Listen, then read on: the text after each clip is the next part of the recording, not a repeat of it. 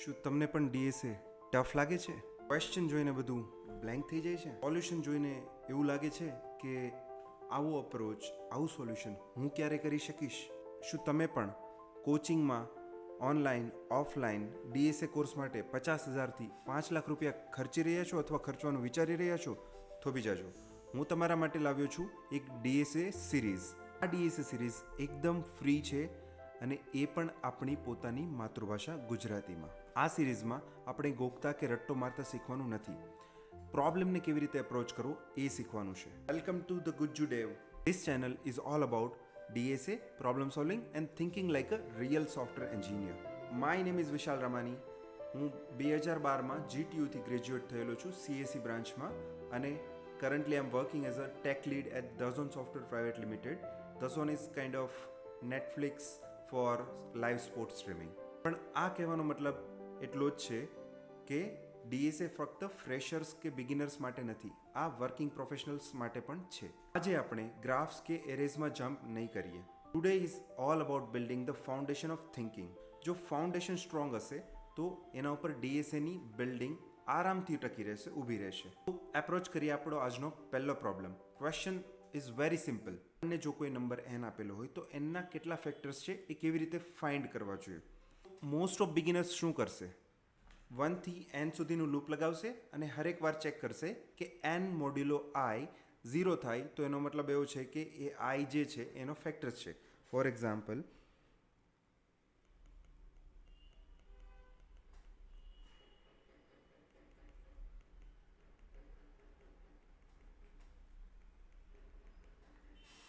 Correct? હવે આ approach સાચો તો છે પણ ડેન્જરસ પણ છે. ચાલો સમજીએ કેવી રીતે. ધારો કે n ઇઝ ઇક્વલ ટુ 10 હોય તો 10ના ફેક્ટર્સ કેટલા થાય? 1, 2, 5, 10. ફેક્ટર્સ એટલે 1 into 10 is equal to 10, 2 into 5 is equal to 10. આના સિવાય બીજો કોઈ આપણને ફેક્ટર્સ મળશે નહીં કે જેના ગુણાકારથી આપણને 10 મળે. નાવ ધારો કે n ઇઝ ઇક્વલ ટુ 12 હોય તો આપણને કેટલા ફેક્ટર્સ મળે? 1 ઇન્ટુ 12, 12, 1 ઇન્ટુ 12, 12, 2 ઇન્ટુ 6, 12, 3 ઇન્ટુ 4, 12. તો આ બધા જ એના ફેક્ટર્સ થઈ ગયા, રાઈટ? 1, 2, 3, 4, 6 એન્ડ 12. તો અહીંયા આપણને ફેક્ટર્સ મળ્યા 6, અહીંયા આપણને ફેક્ટર્સ મળ્યા 4, રાઈટ? તો કોડ તો આનો બહુ ઇઝી છે. ધારો કે હવે આનો કોડ કરી લઈએ. તો ધારો કે મારું ફંક્શન્સ છે count factors of number n, right? તો હવે હું શું કરીશ? ધારો કે મારો કાઉન્ટ છે, let count is equal to, હું પહેલાં 0 સેટ કરી દઈશ. પછી હું ફોર લૂપ ફેરવી નાખું. i is equal to 1. આઈને ક્યાં સુધી જવાનું છે? અપ ટુ n સુધી. અને i હર વખતે એક નંબર પ્લસ થશે. હવે અહીંયા હું એટલું જ ચેક કરીશ કે ઇફ n મોડ્યુલો i 0 હોય તો મારો કાઉન્ટ જે છે આ એ વધારવાનો છે, બરાબર? અને છેલ્લે હું મારો કાઉન્ટ રિટર્ન કરી દઈશ. આ થઈ ગયો મારો કોડ. હવે આની ટાઈમ કોમ્પ્લેક્સિટી ચેક કરીએ કે કેટલી છે. આ કોડ તો સાચો છે, આ રીત પણ સાચી છે, પણ આની ટાઈમ કોમ્પ્લેક્સિટી બહુ જ વધારે છે. ચાલો ચેક કરીએ કેવી રીતે. આ થઈ ગયું એક સિમ્પલ નંબર માટે. હવે ધારો કે assume n equal to 10 power 8. What is 10 power 8? 10 into 10 into 10 into 10 into 10. તો 10 પાવર 8 બહુ લાર્જ નંબર છે, બરાબર છે? તો આ નંબર માટે આપણે લૂપ ચલાવીએ. આ કોડ 10 કરોડ વાર ફરશે. 10 કરોડ, લિટરલી 10 કરોડ વાર. ખાલી એક 10 પાવર 8 નંબરના ફેક્ટર્સ ફાઇન્ડ કરવા માટે આપણો જે કોડ છે, આપણી જે રીત છે એ 10 કરોડ વાર ફરશે, ઓપરેશન્સ થશે, એમાં 10 કરોડ વાર ઓપરેશન્સ થશે, રાઈટ. હવે એનો મતલબ એવો થયો કે એક ટેસ્ટ કેસ માટે આપણે કેટલો ટાઈમ જોઈએ, તો આપણે જે ટાઈમ જોઈએ છે એની વાત કરીએ. ધારો કે એક ટેસ્ટ કેસ માટે આપણે 1 સેકન્ડ જોઈએ. કેવી રીતે?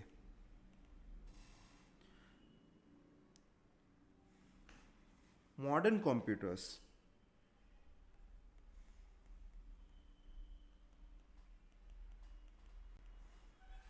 એક સેકન્ડમાં 10^8 ઓપરેશન્સ કરી શકે. આ હાર્ડ કોર ફેક્ટ છે, આ યાદ રાખવું પડે. કોઈ પણ કોમ્પ્યુટર લઈ લો જે એક સેકન્ડમાં 10^8 ઓપરેશન્સ કરી શકે. કોઈ પણ ક્લાઉડના ઇન્સ્ટન્સ તમે લઈ લો, AWS લઈ લો, GCP ગૂગલ ક્લાઉડ પ્રોવાઈડર લઈ લો, કે માઇક્રોસોફ્ટના પ્રોવાઈડર્સ લઈ લો, કોઈ પણ 10^8 ઓપરેશન્સ કરી શકે છે. તો એનો મતલબ એવો થયો કે આ જે 10^8 ઓપરેશન્સ છે એ અહીંયા આપણા એક નંબર માટે 10^8 નંબર માટે આપણે ફેક્ટર્સ ફાઇન્ડ કરવા 10^8 ઓપરેશન્સ જોઈએ, રાઈટ. તો એનો મતલબ એવો થયો કે આ નંબર માટે આપણો કોડ 1 સેકન્ડ લેશે, બરાબર. હવે ધારો કે અને કઈ રીતના લેશે કે 1 to n એ આપણો લૂપ જે છે ફરે છે, તો એનો મતલબ એવો થયો કે n ઇટરેશન્સ થયા. અહીંયા n ઇઝ ઇક્વલ ટુ 10^8 છે, રાઈટ. હવે ધારો કે આપણો n 10^9 હોય તો 10^9 ઇટરેશન્સ થાય ઉપરના ફોર્મ્યુલા પ્રમાણે અથવા તો ઉપરના કન્ક્લુઝન પ્રમાણે. તો હવે કેલ્ક્યુલેશન કરીએ કે 10^8 ઇટરેશન્સ માટે 1 સેકન્ડ લાગતો હોય તો 10^9 ઇટરેશન્સ માટે કેટલો ટાઈમ લાગે. ધારો કે આ x હોય. હવે આપણા સાદા ગુણાકાર પ્રમાણે x ને 10^8 વડે ગુણીએ, 10^9 ને 1 સેકન્ડ વડે ગુણીએ, તો એનો મતલબ એવો થયો x ઇન્ટુ 10^8 બરાબર 10^9 થાય, બરાબર. તો x હવે આ 10^8 ને સામે જવા દઈએ, 10^9 ડિવાઈડ બાય 10^8, તો એનો મતલબ એવો થયો કે x ઇઝ ઇક્વલ ટુ 10 થશે. તો એનો મતલબ એવો થયો કે x is equal to 10 seconds મળી ગયા આપણને. 10^8 ઇટરેશન્સ માટે 1 સેકન્ડ થતું હતું, તો 10^9 નંબર માટે આપણે 10 સેકન્ડ થશે, બરાબર. તો આના હિસાબે તમારા 10^9 નંબર માટે 10 સેકન્ડ લાગશે. તમારા કોડને એક્ઝિક્યુટ કરવા માટે 10 સેકન્ડ લાગશે, લિટરલી. ફર્ધર, જો તમારો n 10^18 હોય તો નાવ ધ મેજિક બિગિન્સ. હવે આનું કેલ્ક્યુલેશન કરીએ. 10^8 ઇટરેશન્સ માટે 1 સેકન્ડ લાગતું હોય તો 10^18 ઇટરેશન્સ માટે, બિકોઝ 10^18 નંબર છે તો એનો મતલબ એવો થયો કે 10^18 ઇટરેશન્સ થશે આપણા ઉપરના કોડમાં. તો કેટલા સેકન્ડ લાગશે? કેલ્ક્યુલેશન કરી લઈએ. x ઇન્ટુ 10^8 સામે આવી જશે 10^18 into 1. x into 10^8 is equal to 10^18. તો આ 10^8 ને આપણે સામે જવા દઈએ જેથી એ ભાગાકારમાં જશે. x is equal to 10^18 divide by 10^8. સાદું ગણિત આપણું એવું કહે છે 10^10 ઇન્ટુ 10^8. આને ડિવાઈડ આને છૂટા પાડીએ ને એટલે આવું થાય 10^8. તો આ બે ક્રોસ આઉટ થશે એટલે 10^10. Just imagine 10^10. હવે આને આપણે સેકન્ડ્સમાં ફેરવીએ. કેવી રીતે? તો આપણે એક દિવસ હોય, કેલ્ક્યુલેશન કરી લેજો, એમાં સેકન્ડ્સ હશે 86,400 સેકન્ડ્સ હોય એક દિવસમાં. 1 મિનિટમાં 60 સેકન્ડ હોય, 1 કલાકમાં 60 મિનિટ હોય, તો 60 ઇન્ટુ 60 360. એક દિવસમાં 24 કલાક હોય, 24 ઇન્ટુ 60 ઇન્ટુ 60. તો કેવી રીતે થશે? 24 ઇન્ટુ 60 ઇન્ટુ 60. તો આ નંબર તમને મળશે 86,400. તો હવે એક વર્ષમાં આપણે કેટલી હશે 86,400 ઇન્ટુ 365 બરાબર, આટલી હશે સેકન્ડ્સ. હવે આ કેલ્ક્યુલેશન પ્રમાણે આપણે આ જોવાનું છે કે આનો કેટલો ટાઈમ લાગશે. તો આ 10 ડિવાઈડ બાય 86,400 ઇન્ટુ 365 આવું કહી શકાય મારે આનો જો ટાઈમ જોતો હોય તો, which comes to around approximate 317 વર્ષ લાગે. આ કેલ્ક્યુલેશન તમે કરશો એટલે તમને 317 વર્ષ લાગશે. કેટલા? 317 વર્ષ. તો તમારી n is equal to 10 power 18 ખાલી એક નંબરના ફેક્ટર્સ ફાઇન્ડ કરવા માટે તમારો જે પ્રીવિયસ કોડ કર્યો આપણે એના ઉપરથી 317 વર્ષ લાગશે. Can you believe it? અને આના માટે કદાચ તમે આજે આ કોડ રન કરો છો તો તમારી first generation, may be second generation, third, may be up to 6th or may be 7th generation આવી જશે. અને જો એ પણ જીવતા હોય તો ખાલી એક n is equal to 10 power 18 માટે એના ફેક્ટર્સ ફાઇન્ડ કરવા માટે તમારે 300+ યર્સ આ કોડ રન થશે. અને એમાં પણ ઘણા બધા ફેક્ટર્સ હોય છે. તો આ જે એપ્રોચ છે એ જ આપણને ઇન્ટરવ્યૂમાં ફેલ કરાવે છે. એપ્રોચ સાચો છે, કોડ સાચો છે, પણ સારો નથી, બેસ્ટ નથી. હવે આમાં કંઈક ઓબ્ઝર્વેશન્સ જોઈએ. એક વસ્તુ નોટિસ કરેલી હોય, જો તમે નોટિસ કરેલી હશે તો અહીંયા કશે કેવું હતું આ વસ્તુ. હવે આને હું કોપી કરીશ અને આપણે જોઈએ.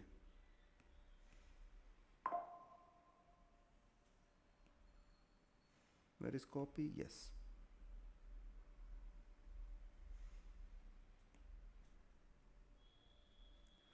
તો આના ઉપરથી તમને કંઈ પણ એવું લાગે છે કે સમજાય છે કે n ઇઝ ઇક્વલ ટુ 12 માટે આપણે 1 2 3 આ બધાનો ગુણાકાર કરીએ છીએ તો આનો મતલબ એવો થાય કે i ઇન્ટુ જે ઇઝ ઇક્વલ ટુ n થાય છે બધામાં. અહીંયા i 1 છે, જે 12 છે, અહીંયા i 2 છે, અહીંયા જે 6 છે, અહીંયા i 3 છે, જે 4 છે બરાબર. તો આનો મતલબ એવો થયો. હવે આ ઇક્વેશન પ્રમાણે હું આગળ વધું તો i is equal to n by j, અને ધારો કે હું જે અલગ કરું તો j is equal to n by i. તો આ બંને કેસમાં હું જોઉં તો n બાય જે અને n by i, n divide by i અને n ડિવાઈડ બાય જે બંને આ nના ફેક્ટર્સ છે એવું કહી શકું. For example 1 into 12 is equal to 12 છે. હવે 1ને છૂટો પાડીએ તો 12 બાય 12 અને 12ને છૂટો પાડીએ તો 12 બાય 1. આ બંને કેસમાં આ બંનેનું રિઝલ્ટ જે છે અહીંયા 1 અને 12 એ બંને એના ફેક્ટર્સ છે એવું તમને ખ્યાલ આવ્યો? એના પરથી તમને ખબર પડે છે કે i અને j એ બંને nના ફેક્ટર્સ છે એવું કહી શકીએ બરાબર. અને જે એ બંને nના ફેક્ટર્સ છે એવું કહી શકીએ. બીજું, હવે આ n બાય જે અને n બાય i, તો આઈને છૂટો પાડવાથી આપણને આ મળે છે, જે છૂટો પાડવાથી આપણને આ મળે છે બરાબર. તો હવે એનો મતલબ એવો પણ થઈ શકે કે i અને n બાય i, જે અને n બાય જે આ તમામ nના ફેક્ટર્સ થઈ શકે છે બરાબર. આના ઉપરથી આપણે એક વસ્તુ એવી કહી શકીએ કે જો i એ nનો ફેક્ટર હોય તો n બાય i એ પણ nનો જ ફેક્ટર થાય બરાબર. આના ઉપરથી તમને એવું કંઈ ઓબ્ઝર્વેશન મળ્યું કે આ જે ફેક્ટર્સ આવે છે પેરમાં આવે છે, એક જોડીમાં આવે છે, i and n by i. ન સમજાયું તો ચાલો એક એક્ઝામ્પલ લઈને સમજીએ, કોઈ વાંધો નહીં, થાય એવું. તો n is equal two, next પેજમાં જઈએ, n ઇઝ ઇક્વલ ટુ ધારો કે 24 છે મારી પાસે બરાબર. તો હવે આપણે જોઈએ કે અહીંયા i મારો આ છે અને n બાય આઈ ધારો કે શું મળે છે આપણને, અને અહીંયા આપણે કાઉન્ટ કરીએ તો આપણે પહેલેથી કરીએ કે આઈ ધારો કે હું 1 લઉં તો મારે 24 જોઈતા હોય તો મારે એન બાય આઈ શું કરવું પડે? એન બાય આઈ કેટલા થાય? 24 બાય આઈ, એટલે 24 બાય 1 તો શું થાય? 24. આ બંને ફેક્ટર્સ છે, બરાબર, કેમ કે 24 મોડ્યુલો 1 ઇઝ ઇક્વલ ટુ 0, સેમ 24 મોડ્યુલો 24 0. તો અહીંયા એવો મતલબ એવો થયો કે આ પણ ફેક્ટર છે ને આ પણ ફેક્ટર છે, તો અહીંયા આપણો કાઉન્ટ થઈ જશે 2. મતલબમાં પહેલાં 0 હતો, અહીંયા મને 2 ફેક્ટર મળ્યા એવું હું કહી શકું, બરાબર. હવે આઈ ઇઝ ઇક્વલ ટુ 2 છે, તો મારે 24 બાય 2 કરું તો મને અહીંયા મળશે 12. તો 2 અને 12 બંને અલગ છે, પાછા મને 2 ફેક્ટર મળી ગયા. હવે આઈ ઇઝ ઇક્વલ ટુ 3 કરું તો 24 બાય 3 વિચ ઇઝ 8. અગેન મને 2 ફેક્ટર મળી ગયા. I is equal to 4, 24 by 4 which is 6. Again મને 2 ફેક્ટર મળી ગયા. I is equal to 5, 24 by 5, 24 by 5. તો આપણને કંઈક ડિજિટમાં વેલ્યુ મળશે, તો એનો મતલબ છે કે અહીંયા આપણને ફેક્ટર્સ મળતા નથી, બિકોઝ 24 મોડ્યુલો 5 કરો તો કેટલા આવશે? 4 આવશે, 0 નહીં આવે. તો એનો મતલબ એવો થયો કે 5 એ 24નો ફેક્ટર નથી. હવે આવીએ 6 પર, તો 24 બાય 6 વિચ ઇઝ 4. તો અહીંયા આપણને ફરીથી 2 ફેક્ટર મળવા જોઈએ, પણ જો આપણે ફરીથી આપણા અહીંયા જોઈએ તો આ ફેક્ટર તો ઓલરેડી આપણને મળી ચૂક્યા છે, તો આપણે રિપીટ ડુપ્લિકેટ ફેક્ટર્સની જરૂર નથી. હવે આવીએ 7 પર, તો 24 મોડ્યુલો 7, તો ઓફકોર્સ એમાં 0 નહીં મળે આપણને. 24 મોડ્યુલો 7 વિચ ઇઝ 3, તો 0 નથી મળતું, તો એનો મતલબ 7 છે એ ફેક્ટર જ નથી. 8, 24 મોડ્યુલો 8, 0 મળે છે, તો 24 બાય 8, 8 તરી 24, તો 3. તો અહીંયા આપણને 2 ફેક્ટર મળવા જોઈએ, પણ નહીં મળે. એનું કારણ છે કે આપણે ઓલરેડી 3 અને 8 ઓલરેડી કાઉન્ટ કરી લીધા છે. હવે આવીએ 9, તો 9માં પણ સેમ, 24 મોડ્યુલો 9માં આપણને મળશે 6, તો આ પણ આપણો ફેક્ટર ના કહી શકાય. 10માં પણ સેમ જ થશે, આપણને 24 મોડ્યુલો 10 4 મળશે. Same if you go up and up તો તમારા બધા ફેક્ટર રિપીટ થશે, બરાબર. તો આપણી પાસે અહીંયા ટોટલ ફેક્ટર્સ મળ્યા 2, 2 4, 2 6, 2 8, અને આ જે છે આ ડુપ્લિકેટ છે, બરાબર. સેમ તમને મળશે, આ બધા જ ફરીથી મળશે.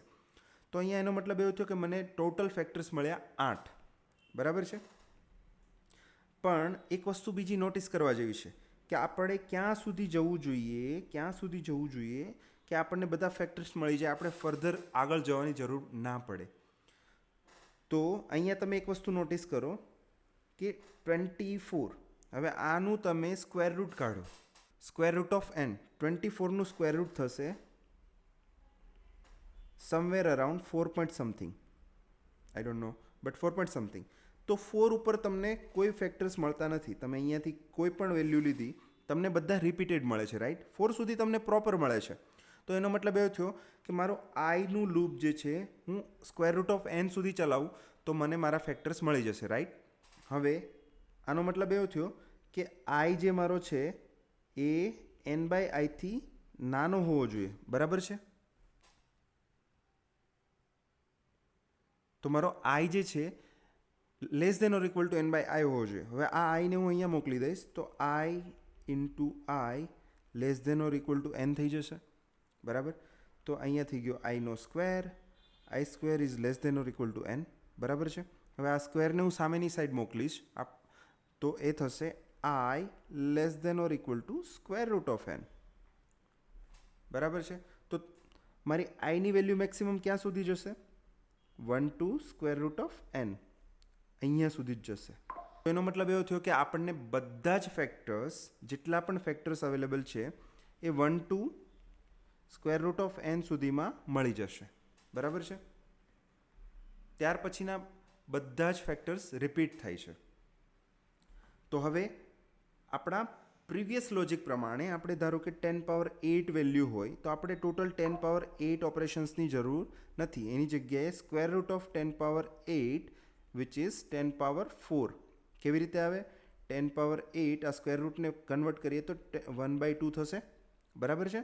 તો એનો મતલબ એવો થયો 4 દુ 8, તો 10^4. તો હવે સીધું જ આપણું ઓપ્ટિમાઇઝેશન અડધું થઈ ગયું. પહેલાં આપણે 10^8 લૂપ રન કરતા હતા, ઓપરેશન્સ કરતા હતા. હવે આપણું આવે છે 10^4 ઓપરેશન્સ. આને કહેવાય ઓબ્ઝર્વેશન. ઓબ્ઝર્વ કર્યા પછી આપણે શું કર્યું? એને ઓપ્ટિમાઇઝ કર્યું આપણો કોડને. હવે આ જ કોડ આપણે ફરીવાર લખીએ વિથ ઓપ્ટિમાઇઝેશન. તો મારું ફંક્શન છે count factors of n. Perfect. મારો કાઉન્ટ હું ઇનિશિયલાઇઝ કરી દઉં 0થી. મારો ફોર લૂપ ફરશે i is equal to 1, i is less than or equal to n, i plus plus. બરાબર. હવે મારે એ ચેક શું કરવાનું છે? ઇફ મારો n મોડ્યુલો i જો 0 હોય તો એનો મતલબ એવો થયો કે i જે છે એનો ફેક્ટર છે, બરાબર છે? હવે અહીંયા બે વસ્તુ છે. મેં આપણે જે ઉપર કર્યું એ પ્રમાણે કે ઇફ i ફેક્ટર છે તો મારો n/i પણ ફેક્ટર બને, બરાબર? હવે બધા કેસમાં આપણે આ વિચારીએ છીએ, બરાબર છે?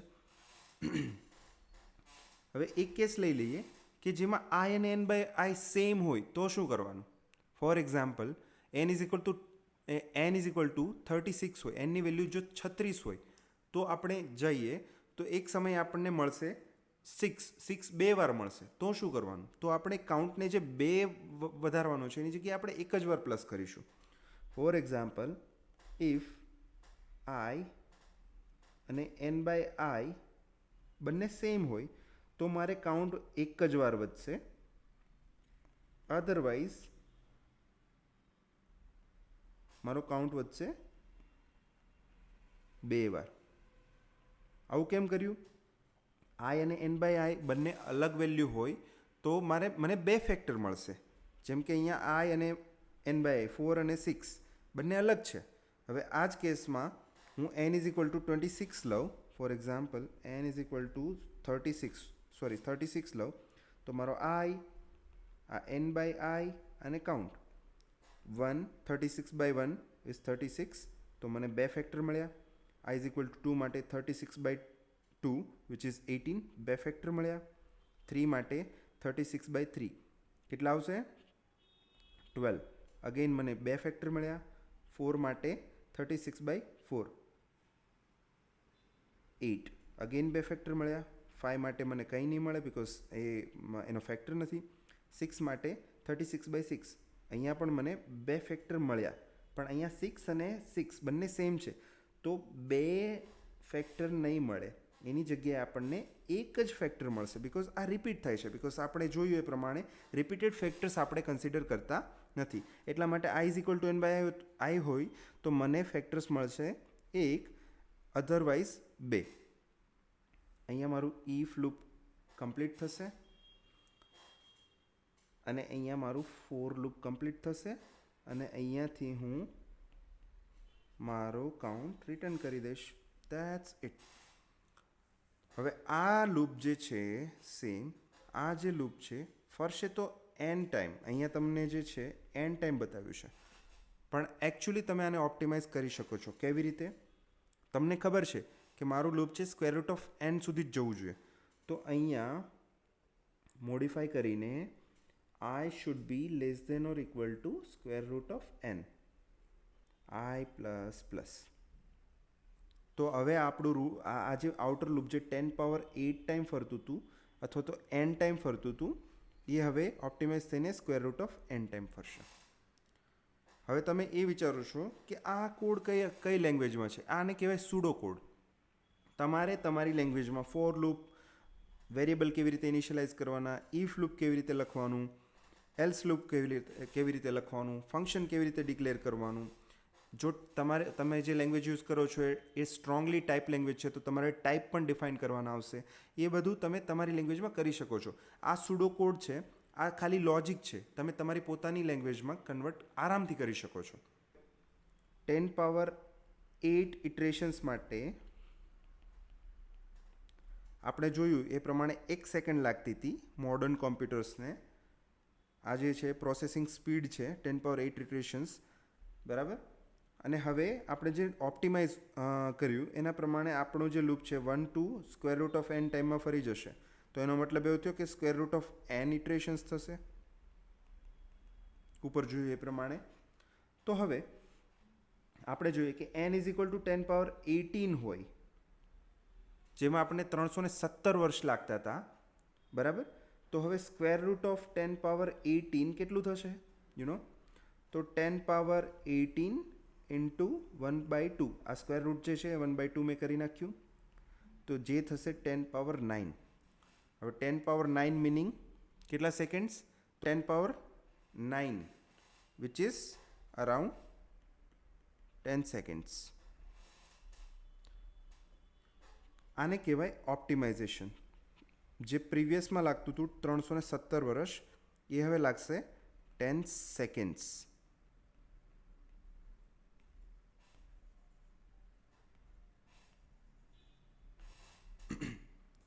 અને આને કહેવાય પાવર ઓફ ઓબ્ઝર્વેશન. તમારે ઓબ્ઝર્વ કરવું પડશે કે મારો કોડ ક્યાં વધારે ટાઈમ લે છે, અથવા તો આને કઈ રીતના હું ઓપ્ટિમાઇઝ કરી શકું. આ પેટર્ન તમે યાદ રાખો, અથવા તો આવી જ પેટર્ન તમે ડેવલપ કરો. આગળ જતાં આ બધી પેટર્ન કામ લાગશે. On to the second question of today, which is Gauss sum. ધારો કે તમને કોઈ આવીને એમ કહે કે 1 થી 10નો સરવાળો કરીને આપો, તો તમે શું કરશો? 1 + 2 + 3 + 4 + 5 + 6 + up to 10, રાઈટ? ઇઝી છે. કાલે આવીને કોઈ એમ કહેશે કે મને 1 to 10નો સરવાળો કરીને આપો, શું કરશો? 1 + 2 + 100 સુધી કરવા બેસશો? ટાઈમ ટેકિંગ છે, થઈ જશે, પણ ટાઈમ ટેકિંગ છે. ત્યાર પછી કોઈ આવીને એમ કહેશે કે 1 થી 1000નો સરવાળો કરીને આપો, વિચ ઇઝ ડિફિકલ્ટ, રાઈટ? તો આપણો ક્વેશ્ચન એ છે 1 to લેટ્સ સે હું n નંબર ધારી લઉં છું કે n નંબર સુધીનો સમ કરો, રાઈટ? તો હવે તમારે પેટર્ન યાદ કરવાની છે. ગોસ નામનો એક ભાઈ હતો જેણે આ પેટર્ન ડેવલપ કરેલી છે, અથવા તો એણે આ પેટર્ન ફાઇન્ડ કરેલી છે. આપણે યાદ રાખવાની છે. યાદ તો નથી રાખવાની, પણ તમારી સમજમાં આવવી જોઈએ કે કેવી રીતે પેટર્ન વર્ક કરે છે. હવે ધારો કે મારે સમ કરવો હોય, તો 1 to n નો સમ કરવો હોય તો 1 + 2 + 3 પ્લસ ધારો કે આપણો n = 100 છે અહીંયા, એવું ધારી લ્યો. n સુધી જવા કરતાં n = 100 છે. તો હું એવું કરી શકું કે 98, 99 અને અપ ટુ 100 સુધી જશે આમ, બરાબર. હવે બીજી વખત હું કરું છું સેમ વસ્તુ, પણ ઊંધું કરું છું. હું અહીંયા 100થી સ્ટાર્ટ કરીશ. 100, 99, 98. તો મારું એવું થશે કે અહીંયા 3, 2, 1 આવું થશે. હવે આમ સરવાળો કરવાની જગ્યાએ હું વર્ટિકલ સરવાળો કરીશ. કેવી રીતે? આનો સરવાળો કરીશ, આનો સરવાળો કરીશ, આનો સરવાળો કરીશ, આનો કરીશ, આનો કરીશ, આનો કરીશ. તો મને શું મળશે? 100 + 1 101, 99 + 2 101, 98 + 3 101. બધામાં સેમ મળશે, સેમ. 98 + 3 98 છે, 99, 100, 101, 101, 99 + 2 101, 100 + 1 101. આ કેટલી વાર મળશે ખબર છે તમને? n = 100 છે. તો આનો મતલબ એવો થયો કે સમ = અહીંયા આ બંનેનો સરવાળો કરીશ તો 2s થશે. આ બધાનો કર્યો તો અહીંયા 2s થાય ને. આ બધાનો કર્યો તો આનો પણ કરવો પડે. તો 2s = 101 આવશે, 100 વાર આવશે, કારણ કે આપણે n = 100 લીધું છે, બરાબર? ખ્યાલ આવ્યો? તો s = શું થાય? 101 ગુણ્યા 100. હવે આ 2 ને હું સામે મોકલી દઈશ તો 2 થશે, અહીંયા જશે, અહીંયા ઇઝ ઇક્વલ ટુ 101. 50 ઇન્ટુ 2 100, તો 101 ગુણ્યા 50. આ મને આનો સરવાળો મળશે. હવે સેમ વસ્તુને હું n સુધી કરીશ. અત્યાર સુધી આપણે એવું કરતા હતા કે n ઇઝ ઇક્વલ ટુ 100 હતું. હવે n is equal to n જ છે. આપણને કોઈ ખબર નથી કે n એ કયો નંબર છે, એ આવશે. તો sum is equal to 1 plus 2 plus 3 that goes up to n minus 3, n minus 2,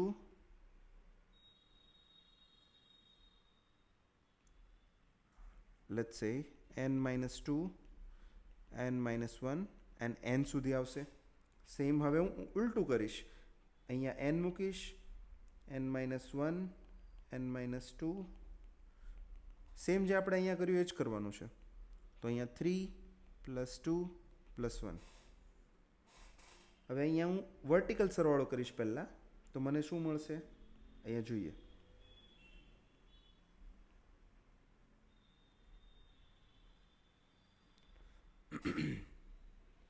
તો અહીંયા મને મળ્યું n પ્લસ 1, બરાબર. અહીંયા n minus 1 plus 2, n minus 1 plus 2, તો આ શું થશે n પ્લસ 1, બરાબર. સેમ n માઇનસ 2 પ્લસ 3, આ પણ થશે n પ્લસ 1. અહીંયા થશે n minus 2 plus 3, again n plus 1. બધામાં તમને સેમ જ મળશે. અહીંયા પણ n પ્લસ 1. કેટલી વાર આવશે? 2s is equal to n plus 1 આપણું કેટલી વાર આવશે?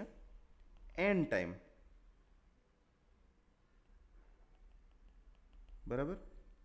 હવે આ 2 ને આપણે સામે મોકલી દઈએ તો એવું કહી શકાય કે n into n plus 1 divide by 2. આ થઈ ગયું આપણું ફોર્મ્યુલા. આને કહેવાય ગોસ સમ ફોર્મ્યુલા. કેવી રીતે આવ્યું એ આપણે ઉપરના એક્ઝામ્પલ પરથી જોયું. આને કહેવાય ફોર્મ્યુલા. હવે તમારે કોઈ પણ n નેચરલ નંબરનો સરવાળો કરવો હોય તો તમે આ ફોર્મ્યુલા યુઝ કરીને કરી શકો. ફોર એક્ઝામ્પલ, તમારે 10નો કરવો છે, n is equal to 10. Same વાપરો તમે. Sum is equal to 10 into 10 plus 1 which is 11 divide by 2. 5 2s are 10. 11 into 5 which is 55. તમે મેન્યુઅલી કરી શકો છો. 1 plus 2 plus 3 plus up to 10. તમને આ જ સરવાળો મળશે 55. તમે કોઈ પણ n is equal to 10, n is equal to 15, n is equal to 50, n is equal to 100 કરશો, આ ફોર્મ્યુલા વર્ક કરશે. This is to sum of first and natural numbers. Formula યાદ તો રાખવાનું છે પણ ગોખવાનું નથી. ક્યારેય પણ તમને કોઈ પણ પૂછે કે આ ફોર્મ્યુલા કેવી રીતે આવ્યું, તો તમે આરામથી આ જે છે આ મેથડ એ તમે બતાવી શકવા જોઈએ કે આ મેથડથી તમે આ ફોર્મ્યુલા ડિરાઈવ કર્યું છે. ગોખવાનું બિલકુલ નથી. આજનો ત્રીજો ક્વેશ્ચન. n નંબર આપેલો હોય તો એને કેટલી વાર 2 થી ડિવાઈડ કરીએ અથવા તો ભાગાકાર કરીએ કે એ n જે છે 1 બની જાય, અથવા તો n ને આપણે કેટલી વાર ડિવાઈડ કરી શકીએ કે જ્યાં સુધી n 1 ના થઈ જાય, બરાબર. સ્ટેપ્સ કાઉન્ટ કરવાના છે. n ને કેટલા સ્ટેપ્સમાં આપણે 2 થી ડિવાઈડ કરીએ કે એ 1 બની જાય, 1 બની જાય, right. n is equal to 1 છે. અહીંયા આપણે સ્ટેપ્સ લખીશું, સોરી અહીંયા સ્ટેપ્સ કાઉન્ટ લખીશું અને અહીંયા આપણે સ્ટેપ્સ કરીશું. તો આ તો ઓલરેડી 1 છે તો આપણે કોઈ જરૂર નથી પડી, તો સ્ટેપ્સ એના મળશે 0. હવે 2 આવ્યા. n ઇઝ ઇક્વલ ટુ 2 છે તો એને ડિવાઈડ બાય 2 કરું તો 2 બાય 2 ડિવાઈડ બાય 1, તો 1 મળી ગયો. તો આપણે કેટલા સ્ટેપ્સ કર્યા? અહીંયા 1. n ઇઝ ઇક્વલ ટુ 3 છે. 3 ડિવાઈડ બાય 2. એકચ્યુઅલીમાં આપણને મળવું જોઈએ 3 ડિવાઈડ બાય 2 1.5, પણ અહીંયા આપણે પોઈન્ટ વેલ્યુઝ ગણશું નહીં. એની જગ્યાએ આપણે ડાયરેક્ટ ડિજિટ જ ગણીશું, ઓનલી ડિજિટ. તો અહીંયા મળશે આપણને 1. રાઉન્ડ ફિગર એટલે ફ્લોર વેલ્યુઝ આપણે કાઉન્ટ કરીશું. તો ઓલરેડી 1 મળી ગયો 1. હવે આવશે 4. 4 ડિવાઈડ બાય 2 મળશે 2. 4 બાય 2 એટલે 2. ફરીથી હું ડિવાઈડ કરીશ 2. 2 બાય 2 એટલે 1. 1 મળી ગયો આપણને. અહીંયા આપણે કેટલા સ્ટેપ્સ લીધા? 1 અને 2. ધેન આવે છે 5. 5 divide by 2. 5 divide by 2 actually 2.5 મળે, પણ અહીંયા આપણે 2 ગણીશું, પોઈન્ટ વેલ્યુઝ નથી ગણતા. 2 બાય 2 અગેઇન તો 1 મળશે. 1 મળી ગયું. તો અહીંયા આપણે કેટલા સ્ટેપ્સ લીધા? 1 એન્ડ 2. વધીએ 4 5 પછી સીધા 8 લઈએ છીએ. 8 ડિવાઈડ બાય 2 4 મળ્યા. 4 ડિવાઈડ બાય 2 2 મળ્યા. 2 ડિવાઈડ બાય 2 1 મળ્યા. કેટલા સ્ટેપ્સ કર્યા? 1 2 3. હવે ડાયરેક્ટ 8 પછી સીધા 10. 10 divide by 2 5. 5 divide by 2 2. 2 divide by 2 1. કેટલા સ્ટેપ્સ? 1 2 3. હવે એક વસ્તુ તમે નોટિસ કરો કે 2 જે છે એને હું એવું કહી શકું, 1 જે છે એને એવું કહી શકું કે 2 પાવર 0 ઇઝ ઇક્વલ ટુ 1 થાય. તો 2 ઇઝ ઇક્વલ ટુ મારે એવું કહી શકું કે અહીંયા 2 પાવર 1 છે. 3 ઇઝ ઇક્વલ ટુ કંઈ નહીં કહી શકીએ, બિકોઝ 2 પાવર 1થી ઓલમોસ્ટ આવી જશે. 4 ઇઝ ઇક્વલ ટુ 2 પાવર 2. 5 માટે પણ સેમ થશે. 8 માટે 2 પાવર 3. 10 માટે up to 2 power 3 point something આવશે, બટ આપણે અત્યારે પોઈન્ટ વેલ્યુઝ કાઉન્ટ નથી કરતા. ધારો કે n ઇઝ ઇક્વલ ટુ 12 છે. 12 બાય 2 6. 6 બાય 2 3. 3 બાય 2 1. અહીંયા 1.5 આવશે, પણ આપણે પોઈન્ટ વેલ્યુ કાઉન્ટ નથી કરતા એટલે 1. અહીંયા આપણને મળ્યા 3 સ્ટેપ્સ. હવે ધારો કે સીધા 24 લઈએ. 24 બાય 2 12. 12 બાય 2 6. 6 બાય 2 3. 3 બાય 2 1. 1 મળી ગયો. કેટલા સ્ટેપ્સ? 1 2 3 4. 4 સ્ટેપ્સ. ફર્ધર આગળ વધીએ. ધારો કે ઓડ નંબર લઈએ 37. 37 બાય 2 18 દુ 36, પણ પોઈન્ટ વેલ્યુઝ નહીં કાઉન્ટ કરીએ એટલે, નહીંતર 18.5 આવે. તો 18 બાય 2 9 દુ 18. 9 બાય 2 4. 4 બાય 2 2. 2 બાય 2 1. 1 મળી ગયા. કેટલા સ્ટેપ્સ? 1 2 3 4 5. હવે તમે એક વસ્તુ નોટિસ કરો, અહીંયા જે સ્ટેપ્સ મળ્યા છે 0 1 1 2 2 3 3 3 3 4 5. હવે એક વસ્તુ નોટિસ કરો, અહીંયા જોજો તમે 2 પાવર 0, 2 પાવર 1, અહીંયા સેમ 2 પાવર 1 પોઈન્ટ સમથિંગ, અહીંયા 2 પાવર 2, અહીંયા 2 પાવર 2 પોઈન્ટ સમથિંગ આવશે. સેમ અહીંયા આવશે 2 પાવર 3 પોઈન્ટ સમથિંગ, અહીંયા 2 પાવર 4, અહીંયા 2 પાવર 4 પોઈન્ટ સમથિંગ આવશે. તો અહીંયા આપણે બેની પાવરમાં સમથિંગ કંઈક કરીએ છીએ, અથવા તો અહીંયા આપણને એ વેલ્યુઝ મળે છે. અને એક બીજી વસ્તુ નોટિસ કરો કે હરેક સ્ટેપ આ સ્ટેપમાંથી અહીંયા જઈએ તો તમારી વેલ્યુ હાફ થાય છે, અડધી થાય છે, બરાબર છે. તો હરેક સ્ટેપમાં તમારી વેલ્યુ હાફ થાય છે. તો આને કહેવાય લોગેરિધમિક થિંકિંગ અથવા તો લોગેરિધમિક સ્ટેપ, જેમાં તમારા હરેક સ્ટેપમાં તમારી વેલ્યુ હાફ થાય છે. કોમ્પ્યુટર લોગની ભાષા સમજે છે અને લોગ બેઝ 2 હોય છે. તો અહીંયા આપણે જે જોઈએ છે એનો મતલબ તમારે આ 10નો લોગ કાઢવો હોય તો log of 2 base and log of 10 base 2 આ કેટલા મળશે તમને ખ્યાલ છે? કેવી રીતે ફાઇન્ડ કરવાનો એ ખ્યાલ છે?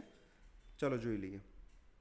log of 10 બેઝ 2, તો આને આપણે 2 પાવર સમથિંગ કરવું પડે. ક્યાં સુધી કરી શકીએ? 10 એટલે 2 પાવર 3 પોઈન્ટ સમથિંગ લેટ્સ સે. તો log of 2 બેઝ સાથે સેમ કરવું પડે. તો 2 પાવર 3 પોઈન્ટ સમથિંગ, તો આનો મતલબ એવો થયો કે આ નીકળી જશે અને અહીંયા તમને 3 પોઈન્ટ સમથિંગ મળશે. સેમ તમને log of 12 માટે મળશે, log of 12 બેઝ 2, તો તમને 3 પોઈન્ટ અરાઉન્ડ 88 સમથિંગ મળશે. અહીંયા તમને 3 પોઈન્ટ આઈ બિલીવ 21 સમથિંગ મળશે. log of 24 બેઝ 2 અહીંયા તમને સમથિંગ 4.52 ઓર 3 મળશે. તમે log કાઢશો ને એટલે તમને ખ્યાલ આવશે. log of 37 બેઝ 2 અહીંયા તમને 5.20 ઓર 21 આઈ બિલીવ આટલું મળશે. ત્યારે મારે ડિવાઈડ બાય 2 કરવાનું હોય ત્યારે મારે log of n બેઝ 2 ચાલશે. બરાબર, આ તમારું ફોર્મ્યુલા છે. આ બધું આપણે એડવાન્સ કોન્ટેન્ટમાં અથવા ઇન્ટરમીડિયેટ કોન્ટેન્ટમાં આવતા બધા લેક્ચર્સમાં યુઝ કરીશું.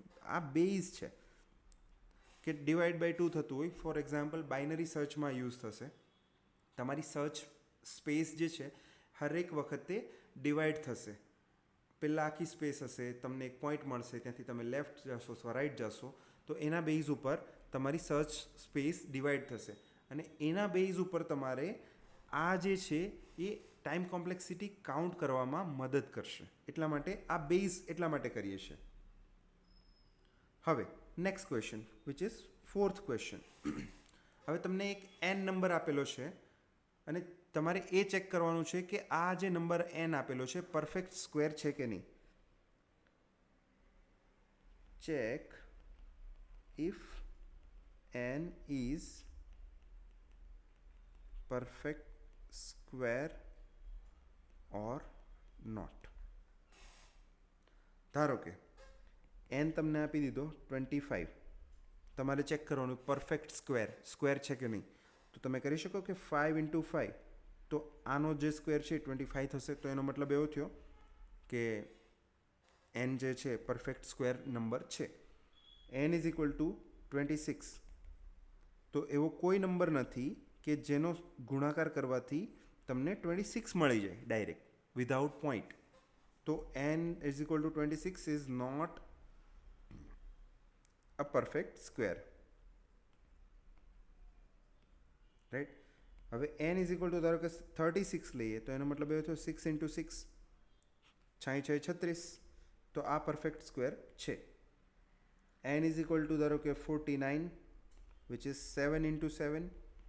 તો અગેન આ જે છે પરફેક્ટ સ્ક્વેર છે 49. ધારો કે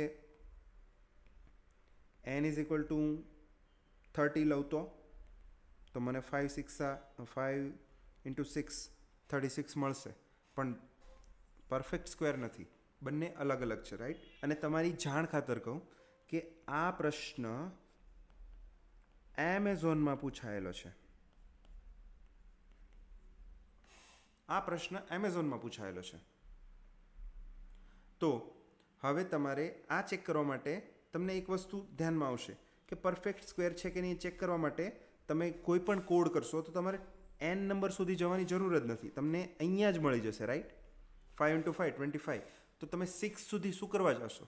તમને ઓલરેડી મળી જશે તો તમે 6 સુધી જવાના જ નથી. બરાબર. તમારે ક્યાં સુધી ચેક કરવાનું છે? સ્ક્વેર રૂટ ઓફ n સુધી. બિકોઝ પરફેક્ટ સ્ક્વેર એને જ કહેવાય ને. 25 સ્ક્વેર રૂટ ઓફ 25 ઇઝ 5. તો 5 સુધી જ તમારું લૂપ ફરશે.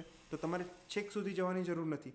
તો આ તમને જે સ્ક્વેર રૂટ ઓફ n છે ત્યાં સુધી જશો તો તમને તમારું રિઝલ્ટ મળી જશે. ધારો કે આને કોડ કરવાનો હોય તો કઈ રીતે કરી શકીએ? તો function square root of n. તો તમે તમારું લૂપ જે છે ફોર ક્યાં સુધી ફરશે? For i is equal to 1. I into I is less than or equal to n. આવું કરી શકો. and I plus plus. અહીંયા તમે ચેક કરશો કે if I into I જો n હોય તો તમે સીધું જ રિટર્ન કરી દેશો I